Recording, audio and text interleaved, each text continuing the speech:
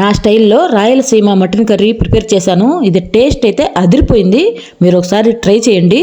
Hi అండి, నమస్తే అందరికీ. అందరు ఎలా ఉన్నారు? అందరు బాగున్నారా? ఇవాళ అయితే ఇంకొక మంచి రెసిపీతో మీ ముందుకు వచ్చానండి. అదే మటన్ కర్రీ అండి. ఇది టేస్ట్ చాలా బాగుంటుంది, కానీ సింపుల్గా ఎలా ప్రిపేర్ చేసుకోవాలి అనేసి చూపిస్తానండి. ఫస్ట్ వచ్చేసి మటన్ నీట్గా 2-3 సార్లు కడిగానండి. నెక్స్ట్ వచ్చేసి ఇందులో 1 స్పూన్ సాల్ట్, అలాగే 1 స్పూన్ కారం అండి,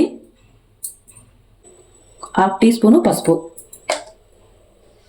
ఇవన్నీ వేసిన తర్వాత నీట్గా కలిసేటట్టు కలుపుకోవాలండి మొత్తము.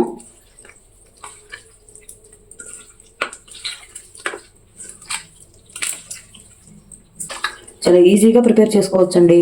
మనం మటన్ అంటే ఏదో ఇది ఉడకదు, చాలా కష్టము, లేట్ అవుతుంది అని అనుకుంటాం కదా. అలా కాకుండా చాలా సింపుల్గా ప్రిపేర్ చేసుకోవచ్చు. అది ఎలానో చూపిస్తాను, ఓకేనా? ఇప్పుడు ఇది బాగా కలుపుకున్నాం కదా, ఇది ఇప్పుడు పక్కన ఉంచుకొని నెక్స్ట్ వచ్చేసి ఈ కర్రీలోకి మసాలా ప్రిపేర్ చేసుకుందామండి. 2 స్పూన్లు ధనియాలు, కొంచెం చెక్క, 3-4 మొగ్గలు, 2 యాలకులు. ఇప్పుడు వీటిని నీట్గా ఫ్రై చేసుకున్నాము.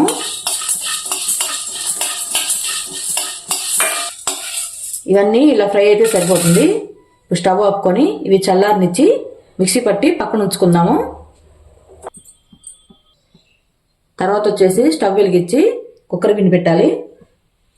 నెక్స్ట్ ఇందులోకి సరిపడినంత ఆయిల్ వేసుకోవాలండి.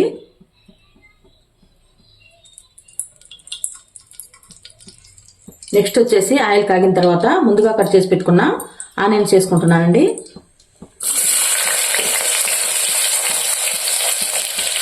ఆనియన్స్ వచ్చి 2 తీసుకున్నానండి. అలాగే 2 పచ్చిమిర్చి చిన్న పీసెస్లుగా కట్ చేసుకొని వేసుకోవాలి. ఇవి కొంచెం ఫ్రై అయిన తర్వాత టమాటా వేసుకోవాలండి. ఇప్పుడు ఇందులో వచ్చేసి 1 స్పూన్ సాల్ట్ వేస్తున్నాను. ఇందాక 1 స్పూన్ వేసాను కదా, ఇప్పుడు ఇందులో 1 స్పూన్ వేస్తున్నానండి. సాల్ట్ వేస్తే ఈ ఆనియన్స్ తొందరగా ఫ్రై అవుతాయండి, అందుకని ఇప్పుడు 1 స్పూన్ వేసాను సాల్ట్. ఇందులోనే కొంచెం కరివేపాకు కూడా వేసుకోవాలి.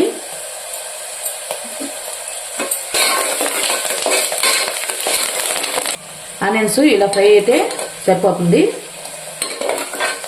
ఇప్పుడు టమాటా వేసుకున్నాము.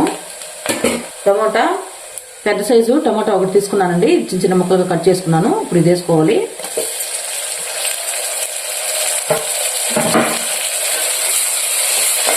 ఈ టమాటా కూడా కొంచెం ఫ్రై అయిన తర్వాత అల్లం వెల్లుల్లి పేస్ట్ వేసుకున్నాము.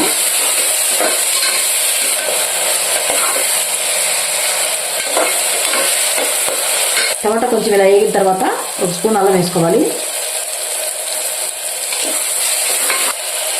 ఈ అల్లము పచ్చి వాసన పోయేంత వరకు ఫ్రై చేసుకోవాలి.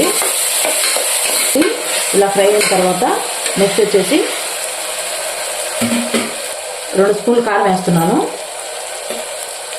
2 స్పూన్లు కారం, 1/2 టీ స్పూను పసుపు, కట్ చేసి పెట్టుకున్న కొత్తిమీర కొంచెం వేసుకోవాలి.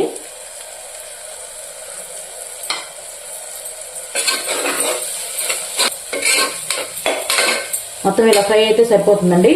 ఇప్పుడు వచ్చేసి ముందు ఉప్పు కారం కలిపి పెట్టుకున్న మటన్ వేసుకోవాలి. ఇప్పుడు వచ్చేసి ఇందులో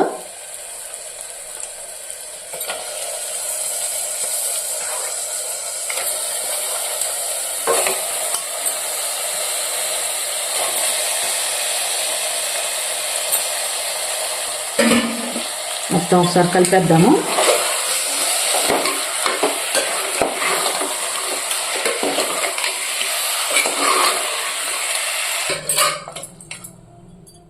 ఇప్పుడు గ్రైండ్ చేసుకున్న మసాలా పౌడర్ వేసుకోవాలి. ఇప్పుడు మొత్తం ఒకసారి కలుపుదాము.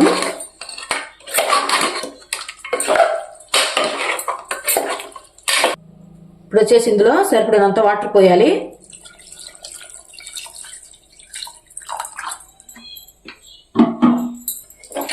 ఇలా వాటర్ పోసిన తర్వాత మొత్తం కలుపుకొని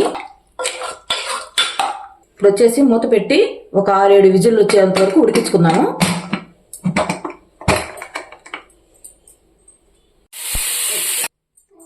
7 విజిల్లు అయిపోయాయి. ఇప్పుడు మూత తీసి చూద్దాము.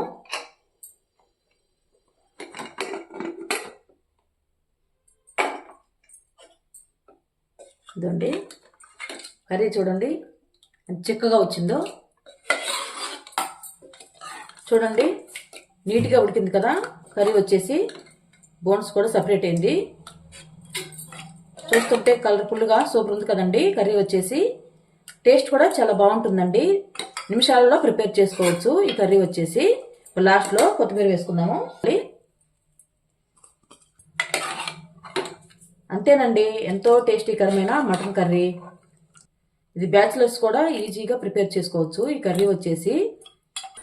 ఇదండి చూసారా మటన్ కర్రీ ఎలా ఉందో, కలర్ఫుల్గా సూపర్ ఉంది కదా.